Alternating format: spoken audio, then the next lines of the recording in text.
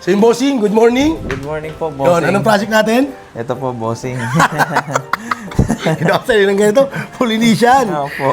Sige. So magko-custom na lang tayo, no? Okay, Customin na lang natin yung design na yan. So okay ba na ako na lang bahala dyan? Okay. Yun. Basta gusto mo Polynesian. Okay po. Okay. Sa pinakita mo design, medyo didikit na lang tayo ng konti. Yun ba yung gusto mo mangyari sana? Okay po. O sige, ganun lang gawin natin. Mabilis ka usap to. Patay mo sa pag-uusapan. First time ko lang ito eh. First time mo? First time lang? Tato. Wala pa ba? Wala ka pa? Wala. As in, wala. Ay, virgin! Virgin pa. Meron kang idea na napagtanong ka na ba sa mga kaibigan mo na yung sakit? Opo. Masakit daw ba? Masakit Sabi nila? daw, sabi nila. Ikaw, ano yung ginawa mong paghahanda para lang ano? Wala. Arapin ko na lang. Kahit tulog lang. Harapin na lang, you know? Sige boss, i-set up lang ako, tapos game na tayo. Okay, sige po. Okay. Game. Good day mga pati at panibagong araw na naman. Ang project po natin dito mga boss ay isang half sleeve na Polynesian. Dito iba po ito mga wade. Sa madalas natin ginagawa ang Polynesian, gawa nga po na meron pong ipinakitang idea yung ating bossing na medyo ididikit natin dun yung pagkakagawa. Ito kasi request ng ating bossing. So yun mga boss, ito yung project natin ngayong araw. Bali meron tayong half sleeve wrap around na Polynesian. So dito mga pati, kung mapapansin nyo, ibang atake ng Polynesian po ito. Bali, custom design po ito kasi meron pong pinakitang idea yung ating bossing. So medyo dumikit tayo doon. And then, after nyan mga pati, susunod naman natin yung ilalim. So sa part na to is kailangan matapos muna to bago tayo pumunta sa ilalim na kung saan mas masakit. At ito ang request ng bossing natin from Novaliches. Novaliches, kapitbahay ko lang. So muli, ang project natin ay half sleeve wrap around na Polynesian. Game! At ayun na nga, game na tayo. So Polynesian po yung project natin ngayong araw mga pati. Ngayon mga pati, doon po sa mga nag-aaral gumawa ng Polynesian, ang may share ko lang po sa inyo talaga mga pati is kapag gagawa tayo ng Polynesian, mas maganda po talaga is freehand po. Katulad na lamang po ng nasa video mga pati is pinrihan natin yan lahat mga pati.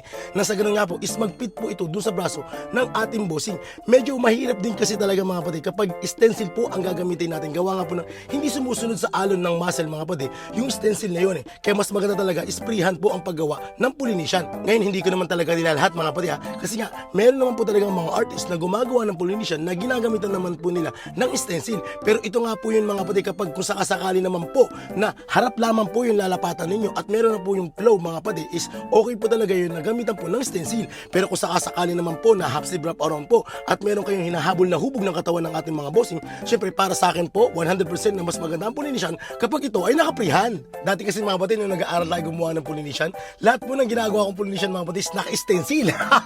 Nagmumukha po tuloy siyang parang tsinelas doon sa braso ng ating bossing.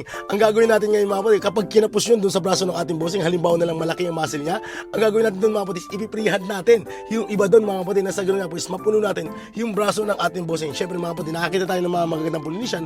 Ang gusto sana naman natin is maging ganun din yung gawa natin. Kaya talagang inaral natin yung paggawa ng Polynesian. Kaya dito mga patis, talagang dito ay dahan-dahan natin inaral yan hanggang sa makabisado na po natin yung paggawa ng Polynesian. Kahit pa paano.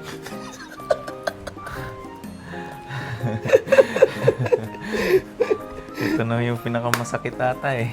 Ano? Dito. Hindi pa. Pero dito, sa banda dito sa taas, meron din kilit dito. Ano ba? Oh, wala na dito sa dito. Pag dinagyan ko sa ilalim yan, masakit talaga yan. Ubusan lakas mo dyan. Ito lang muna sa harap. Huwag na muna akong Huwag mo paikot.